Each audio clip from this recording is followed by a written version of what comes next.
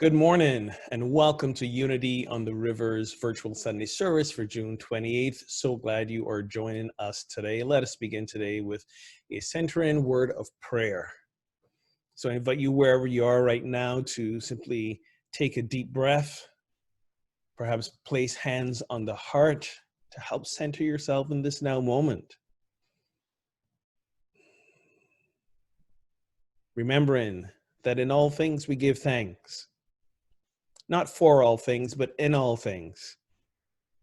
So no matter what it is that you may be experiencing right now, that may be an experience that you do not desire, we still give thanks because it is in gratitude that we begin to see the abundance that we still are. And regardless of what may be swirling around us, there's always, always something to be grateful for.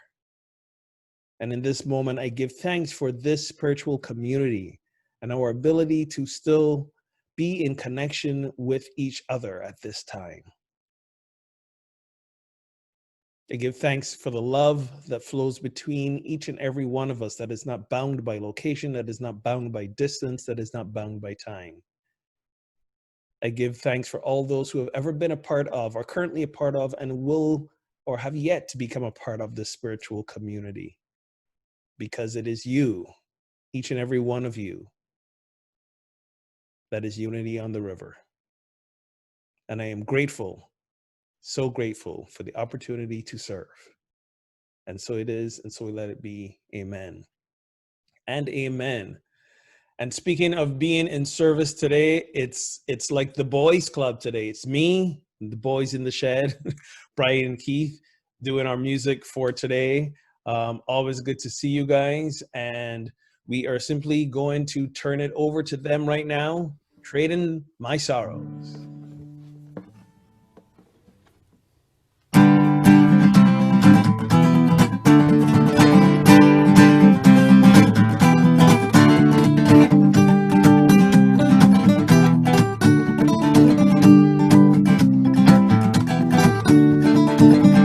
I'm trading my sorrows, I'm trading my shame, I'm laying them down for the joy of the Lord. I'm trading my sickness, I'm trading my pain, I'm laying them down for the joy of the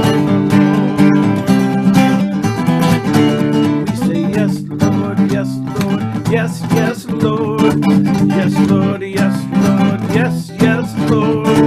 Yes, Lord. Yes, Lord. Yes, yes, Lord. Amen. I'm pressed but not crushed, persecuted, not abandoned. I'm struck down, but I'm not destroyed. I'm blessed beyond the curse, for His promise will endure, and His joy is gonna be my strength. Sorrows may last for a night, but joy comes in the morning. Hey, I'm trading my sorrows, I'm trading my shame, I'm laying them down for the joy of the Lord.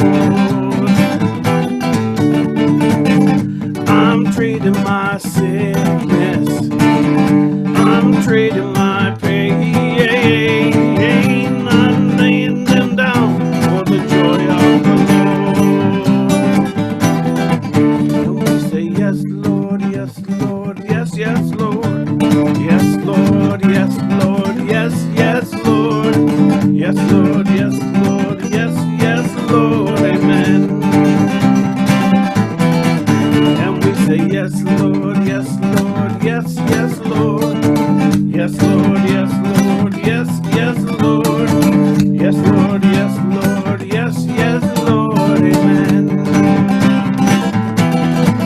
I'm pressed but not crushed, I'm persecuted, not abandoned, I'm struck down, but I'm not destroyed. I'm blessed beyond the curse, for His promise will endure. His joy is gonna be my strength. Your sorrows may last for a night,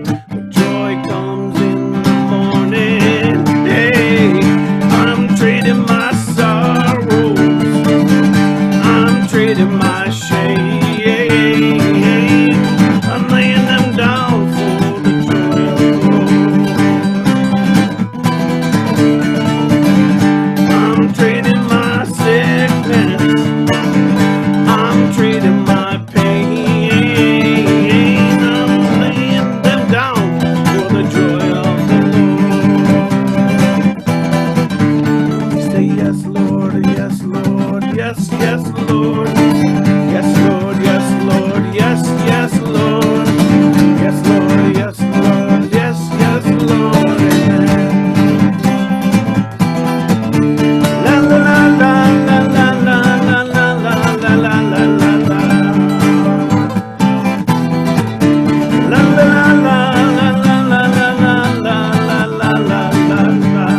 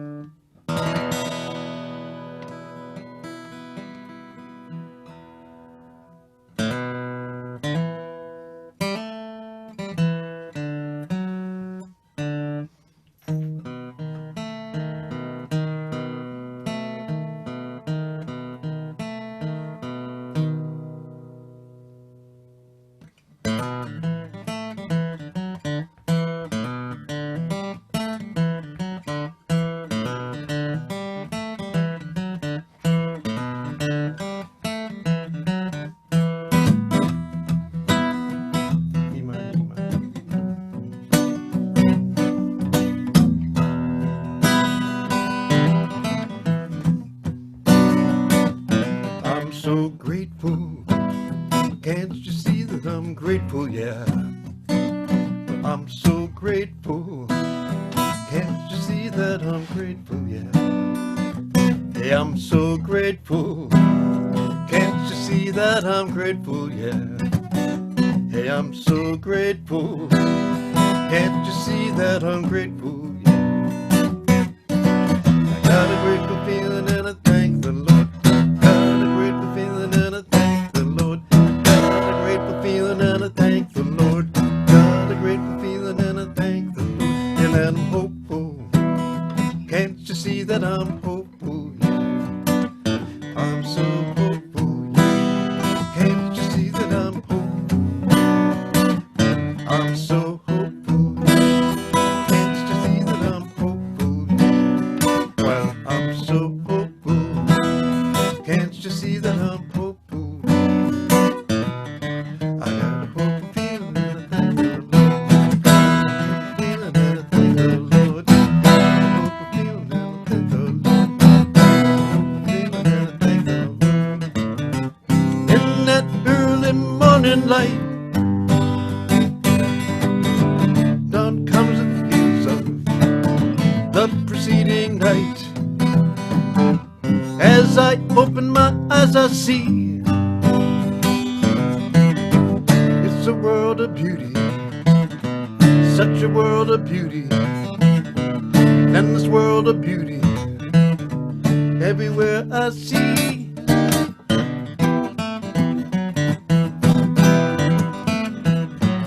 And I'm grateful. Can't you see that I'm grateful? Well, I'm so grateful. Can't you see that I'm grateful? Yeah. Well, I'm so grateful. Can't you see that I'm grateful? Yeah.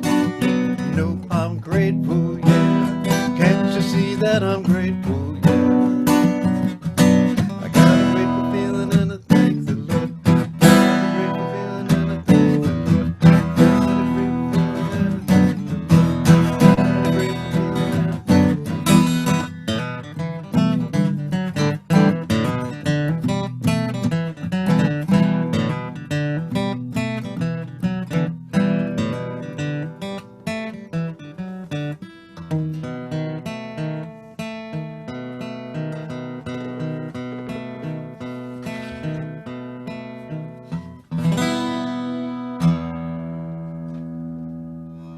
Thank you, guys.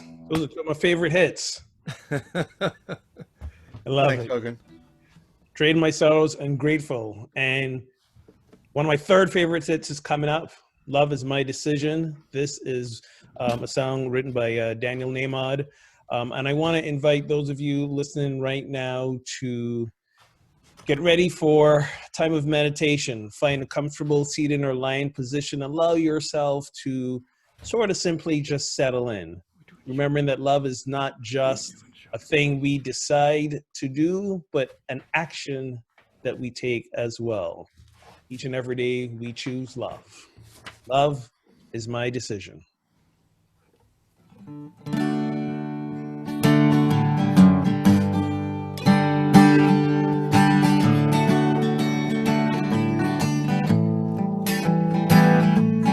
Love is my decision.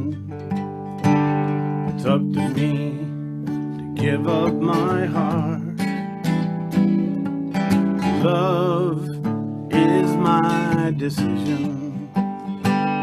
No one else can tell me the start. And once I decide to change my mind, God will show me how. Love is my decision. My decision right here and now. Love is my decision. It's up to me to stand on that bridge. Love is my decision. No one else can make me forgive. And once I decide to change my mind, God will show me how. Love is my decision. My decision right here and now. Love is my decision. It's up to me to dance down that road. Love is my decision. No one else can lighten my load. And once I decide to change my mind, God will show me how. Love is my decision. It's my decision right here and now. Take one.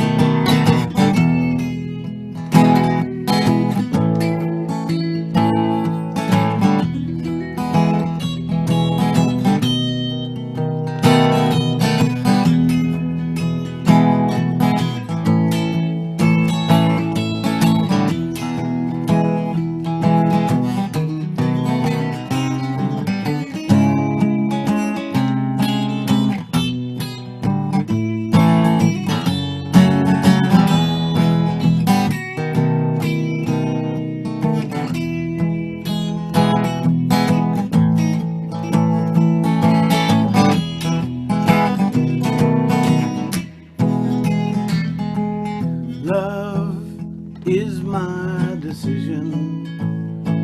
It's up to me to dance down that road. Love is my decision. There's no one else can lighten that load. And once I decide to change my mind, God will show me how. Love is my decision. It's my decision right here and now.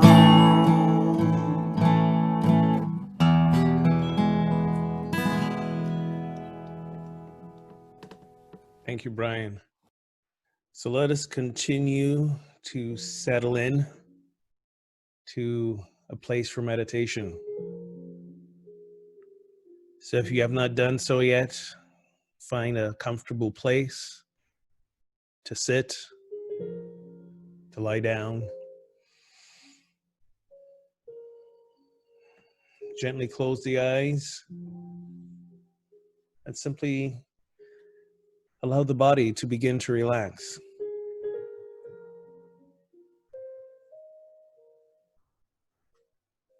With the eyes closed, let your attention, your focus, follow the inflow and outflow of breath.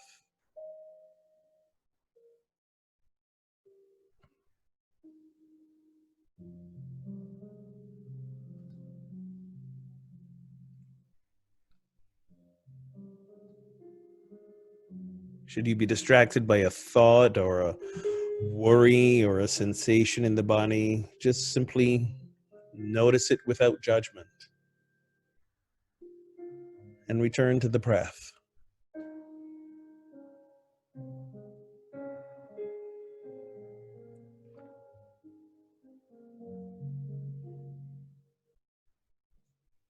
With each out breath, allow the body to relax even more.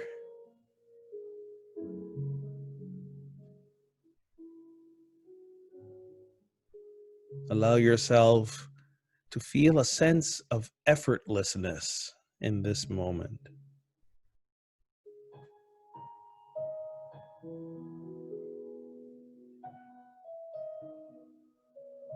Simply breathe with the thought of I am here, I am now.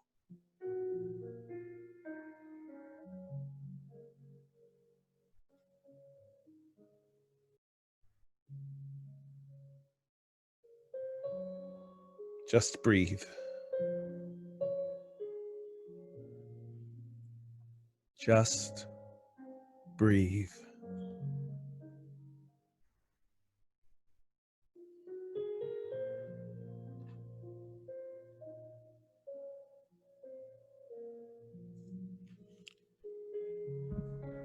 And with each exhalation, connect with our power of release.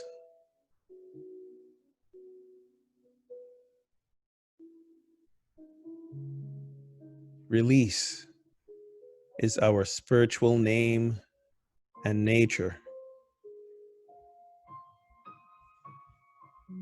With every breath, we release the moments past that we might be wholeheartedly present now.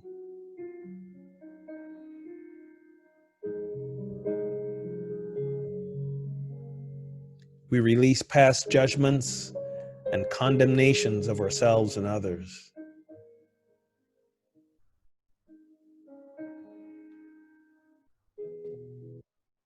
We release our mind from ideas of lack and limitation.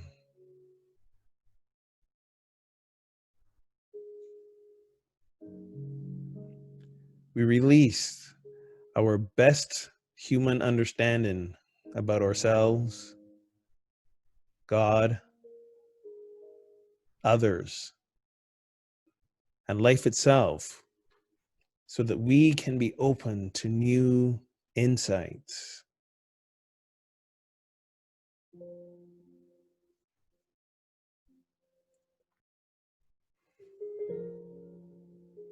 Release is our spiritual name and nature.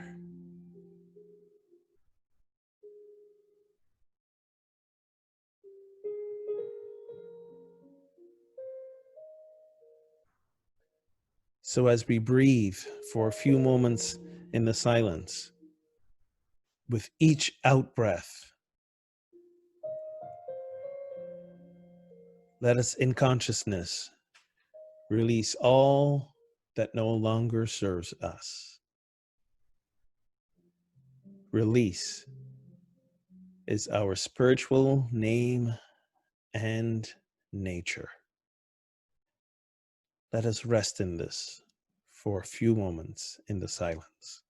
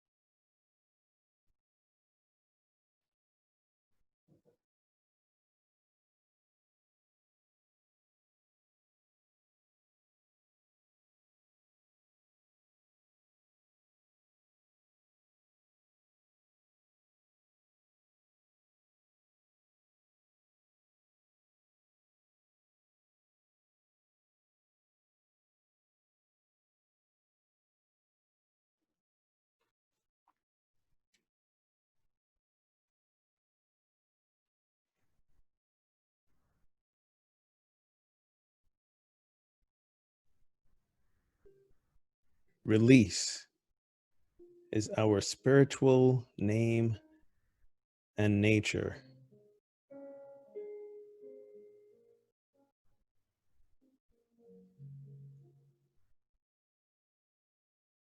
As we release each and every day, in each and every moment, that which no longer serves, we make room for more of our divine self to be made known.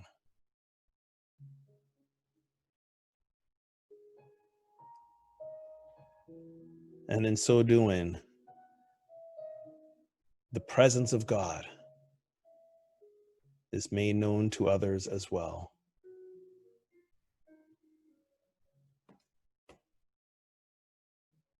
So let us bring this time of meditation to a close as we affirm together, surely the presence is in this place.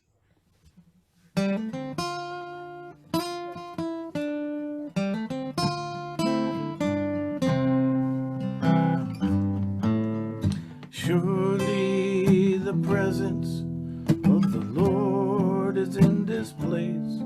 I can feel God's mighty power and God's grace. There's a holy hush around us. I see glory on each face. Surely the presence of the Lord is in this place. Surely the presence of the Lord is in this place. I can feel God's mighty power and God's grace. There's a holy hush around us. I see glory on each face. Surely the presence of the Lord is in this place.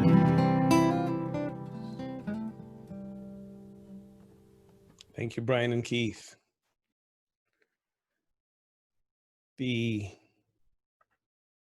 affirmations I read during meditation come from Divine Audacity by Reverend Linda Martella Whitsitt, a book about our 12 powers.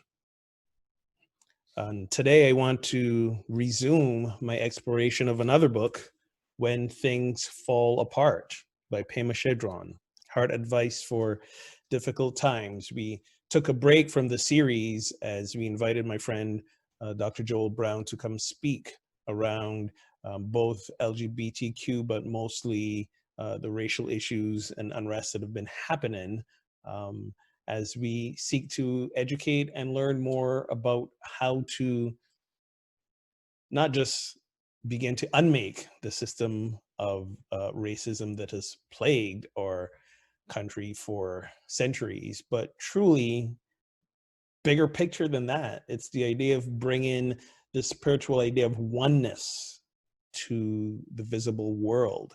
We have that idea that indeed we are all one. We are all the fullness of the divine at a spiritual level. And I believe when we ever ask ourselves the question, why are we here?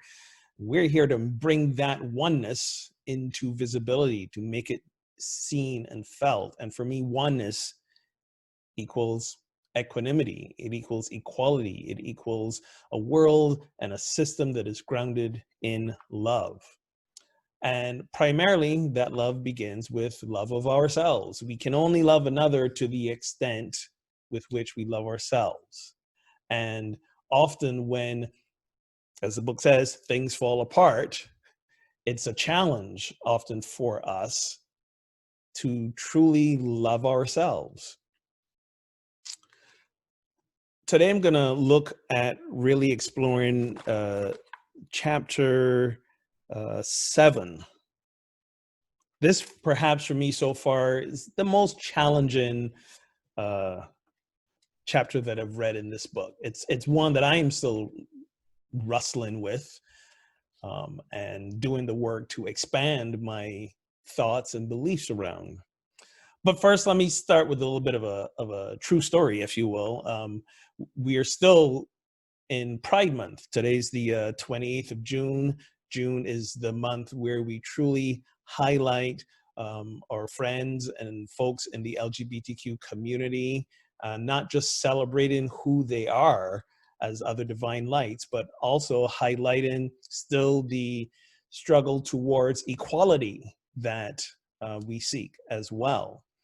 And as a person who grew up very homophobic in Barbados, I have clearly become a strong ally. If you weren't clear about that, check out the t-shirts I've been wearing for the last few weeks. But more than that, more than just that first step towards that, I've been doing some things back in my home country of Barbados to try and change and bring more awareness to a society that has even less freedoms and liberties for the LGBTQ community. Recently, I served on a panel for a Pride Film Festival that was held in Barbados. It was virtual. So I zoomed in and spoke with, some other folks as we talked about the issues that these various films highlighted. And I remember creating a bit of a stir in the discussions when one member of the panel said she was atheist, and then I chimed in and said I was atheist too. And there was a little ripple of shock. How could a minister could say he was atheist? And I remember the host of the panel said, "We're going to put a pin in that because we're going to need to come back to that and explore that some more." We kind of never did, so I think that might be why I'm talking about it now. But part of the issue with that is that the term atheist has kind of been taken over by a popular culture idea that simply says atheist means you don't believe in God. That is truly not what atheist means. You know what atheist means? Go back to the root term, theism. Theism is the understanding or the belief that there's at least one God that exists as a supernatural being, okay? That's theism. If I'm a theist, I believe that God is a supernatural being. In unity, we don't believe that God is a supernatural being. We believe God is a presence of love, of grace, of oneness, is the presence that is the essence of who we are that flows in through and as us. It's not a being somewhere out there. So from that perspective, I'm not a theist. I am an atheist. I do not believe in the existence of God as a deity, a supernatural being. And if you've been in unity long enough, you probably, believe the same thing as well. So, be careful when you go out there and tell people you're an atheist. I'm just saying, do it at your own peril. But that's truly the essence of the word. Now, in this chapter, Pema Chodron speaks about another idea, which she calls non-theism. And it's not her original idea. That's a word that exists in theology as well. Non-theism is really not about believing if there's a God or not believing there's a God, but the way she phrases it is often when we subscribe to theism, as God is a supernatural being, we kind of relate it to either like a sort of Santa Claus mentality or a babysitter mentality. Something out there is going to take care of us. And she says that when we release that idea and settle into non-theism, is realizing that it's not about a babysitter. Babysitters will come and go. How we believe in God is going to change over time and evolve. But we got to realize that the whole of life is like this idea of coming and going. In previous talks and previous chapters, she talked about things falling apart and coming together, falling apart, coming together. That's the idea of non-theism. Just relaxing, as she says, and I love this quote, relaxing with the ambiguity and uncertainty of the present moment without reaching for anything to protect ourselves. Let me say that again, relaxing with the ambiguity and uncertainty of the present moment without reaching for anything to protect ourselves. This is the truth, and the truth is inconvenient. And often when we think of where we are spiritually and things happen in our life that we don't want to happen or we didn't see happening or they cause discomfort or pain, what do we want to do? We want to find something that makes us feel better. We want to find something that protects us from the pain. We want to find something that protects us from the inconvenient truth of our experience. So let's look at our experience as a spiritual community. What are some of the inconvenient truths that we are still struggling with? One, we're still in the midst of a global pandemic. I know states are opening all over the place, restaurants are reopening, we're starting to get back to a sense of quote unquote normalcy. But the truth is, this doesn't mean the pandemic has gone away. It's still contagious, it's still spreading, cases are on the rise. This is why we are still closed, or rather, we are still not meeting in our building. We aren't closed, spiritual community is still happening. It's happening right now. But we're not doing it together physically in a space because there's still a pandemic going on. That's an inconvenient truth.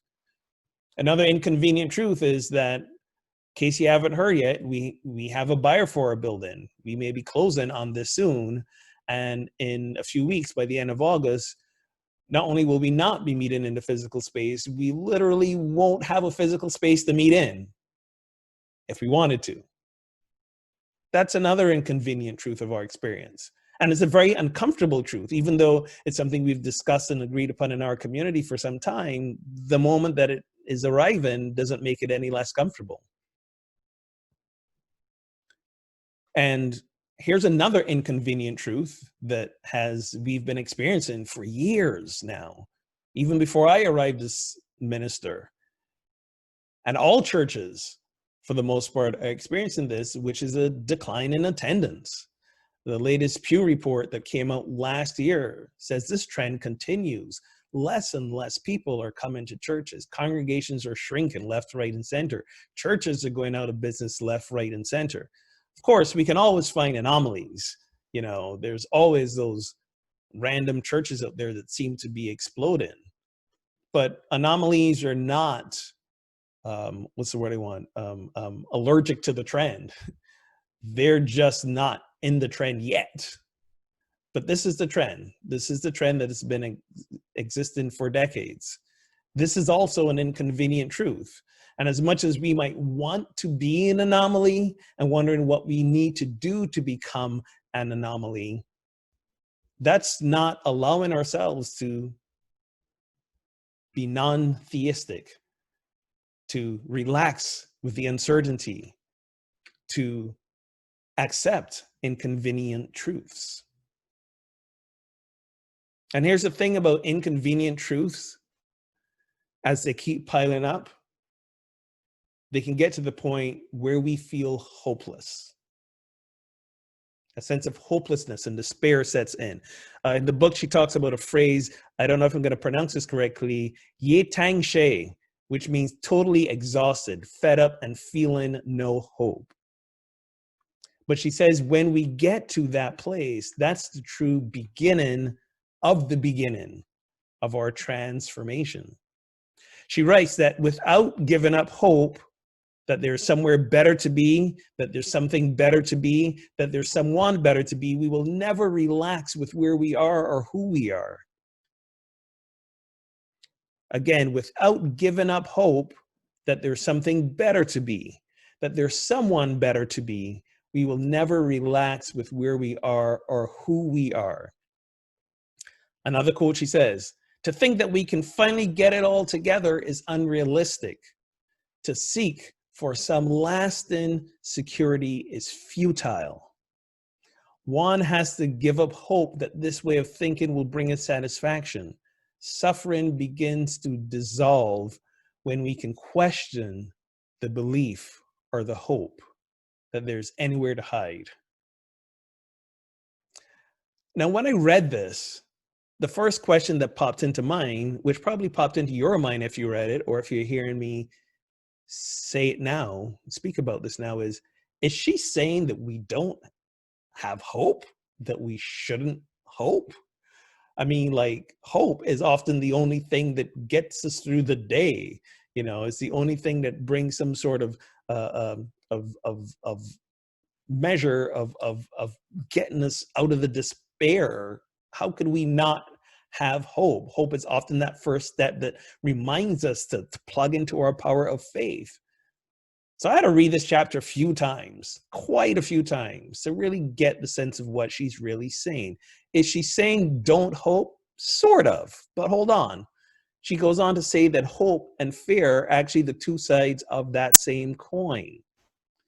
Because hope and fear come from a feeling of lack, that there's something missing, that there's something that needs to be different, that where we are right now is not where we need to be right now. Hope and fear are both sides of a coin that refuses to accept where we are right now. And it's all connected to the ultimate fear that we have, which is death. Our own death, literally. Also symbolically, the death of anything in our life. Endings. We don't like endings. If you remember a while back, I talked about finding ourselves in transition and how the whole process starts with an ending. And we know this. But that doesn't make endings any more comfortable or any more desirable. We do not like endings. And when something comes to an end, when something dies in our life, inside or out, we also ascribe a meaning to it. And it's not often a positive one. When something tells us or pushes us out of our comfort zone, death of our comfort zones, that's another inconvenient truth that we struggle to embrace. And when we get stuck in the thinking of hoping that the struggle will end, hoping that things will one day stop ending and stop dying, hoping that we will be something else other than what we are, as long as we hold on to that thinking around hope, then we will always be suffering. Then we will never find the peace in this moment. So what do we do instead? She invites us to investigate and renunciate. Investigate and renunciate, or let go, release. Investigate, explore the nature of our feelings. Why? Why do we feel the negativity, the sadness, the anger? Why do we feel the feelings that come up when something in our life dies? She's not saying don't have the feelings. She's saying explore them, because when we explore the feelings, that's when we start connecting with the attachments that we have. That's when we start connecting with the outcomes that we think are the right ones for us and the people in our lives. It's only when we begin with investigating and then letting those go that we can begin to fully accept ourselves. We can let go of the thought that, who I am right now isn't good enough.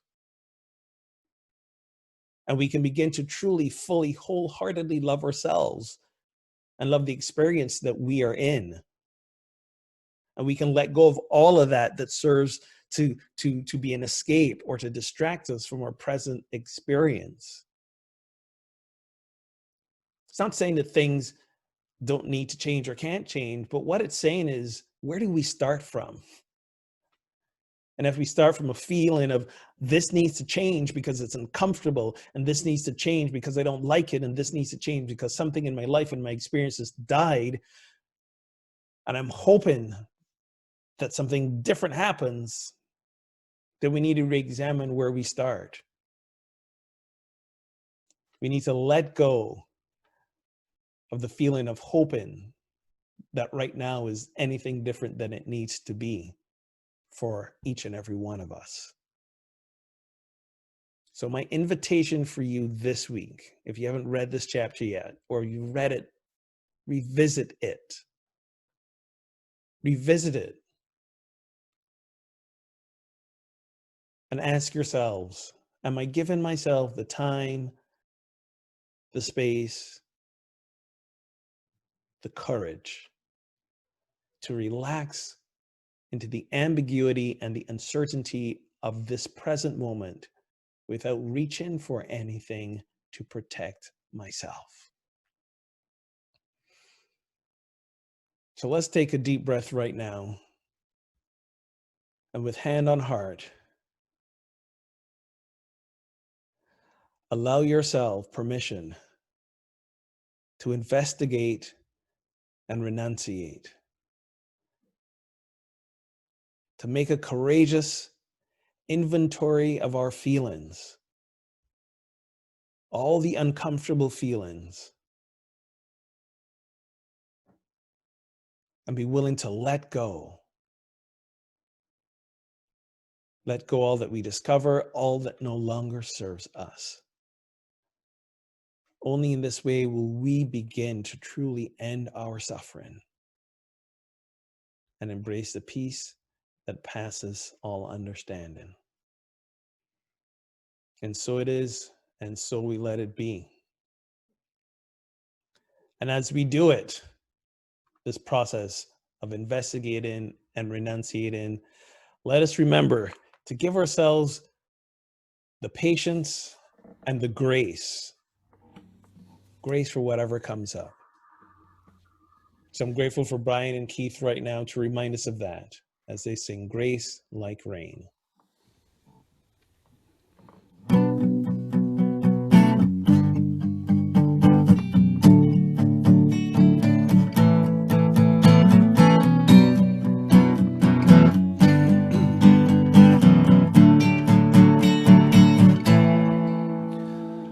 Amazing grace, how sweet the sound that saved a wretch like me. I once was lost, but now I'm found.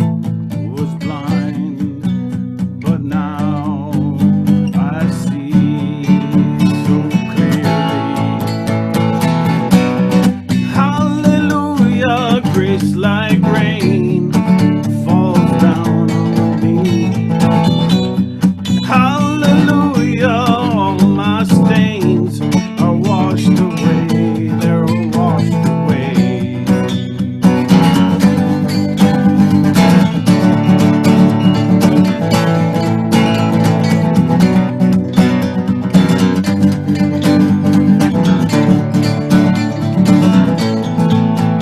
Was grace that taught my heart to fear, and grace my fears relieved.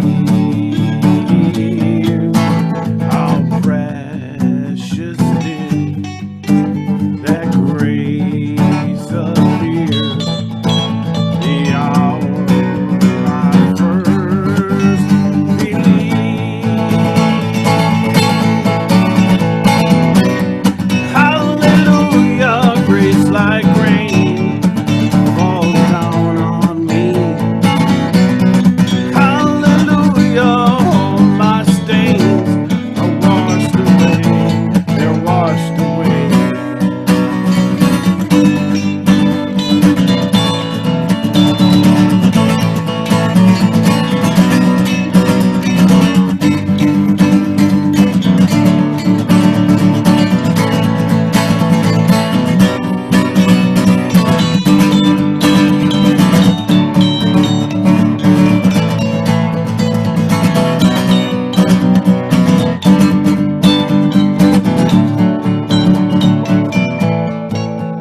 When we've been there 10,000 years, bright shining as the sun,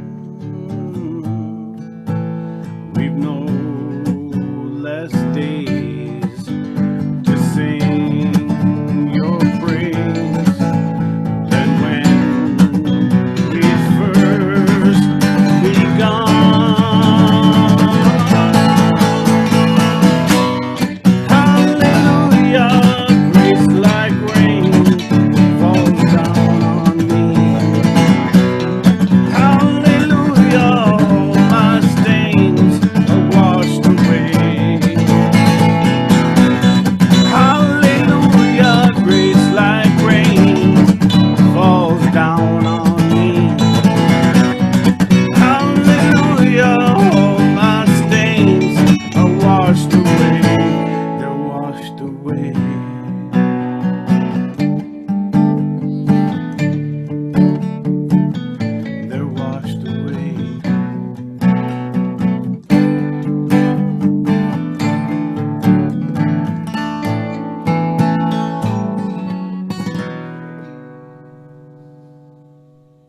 Thank you, Brian. That was awesome. Couple quick announcements. If you want to participate in Dr. Joel Brown's workshop, The Inclusive Side of Oneness, Anti-Racist Training for the Spiritual Practitioner, you can sign up now. Head over to unityontheriver.org/classes.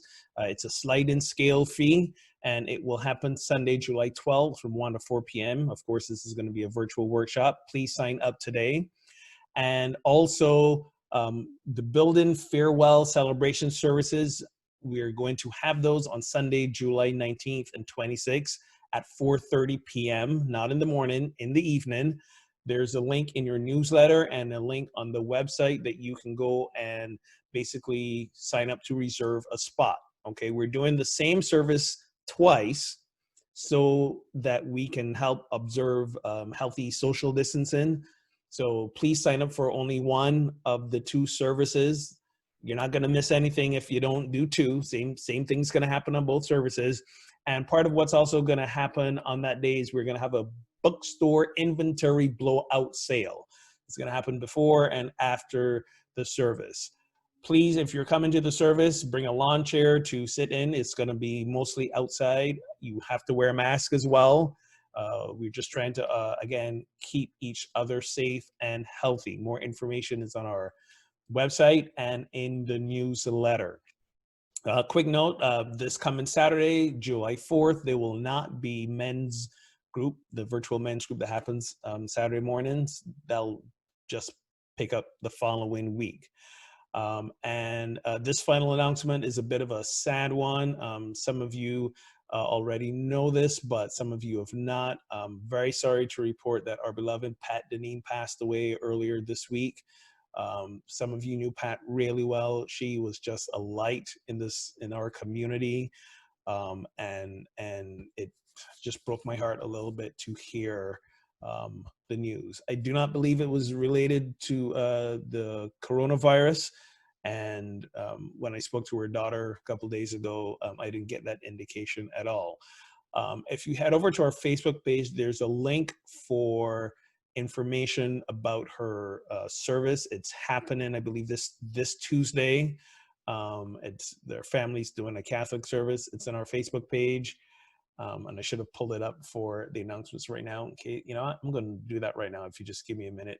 But also, when you follow that link, you can leave a condolence note for her family, or you can share a memory. I would really love for you guys to go ahead and share your memories of Pat on our Facebook page as well under that link, so that we can, in our way, celebrate who she was and who she continues to be for us.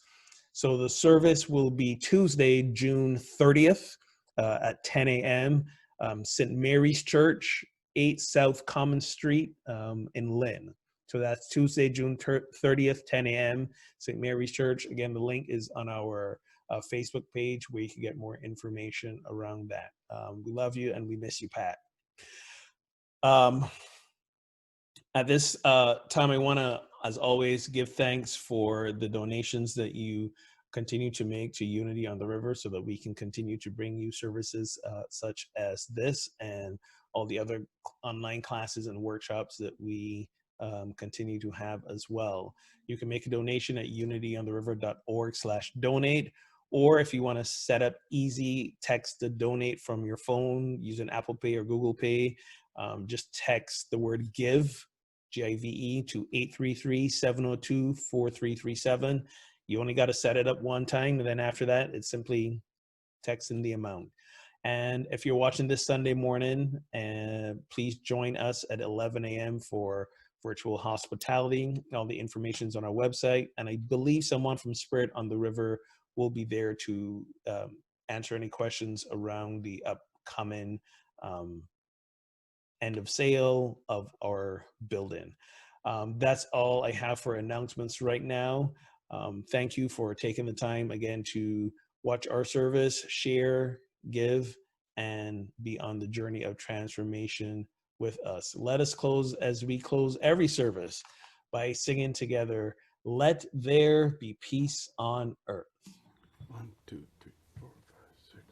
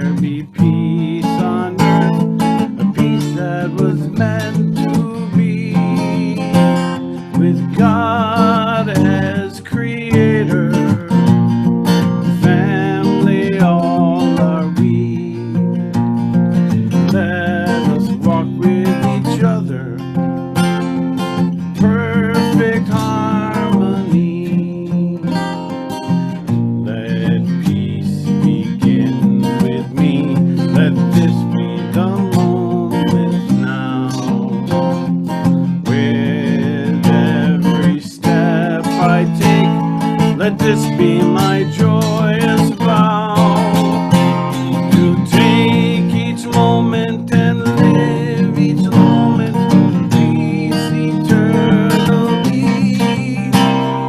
Let there be peace on earth. Let it begin with me.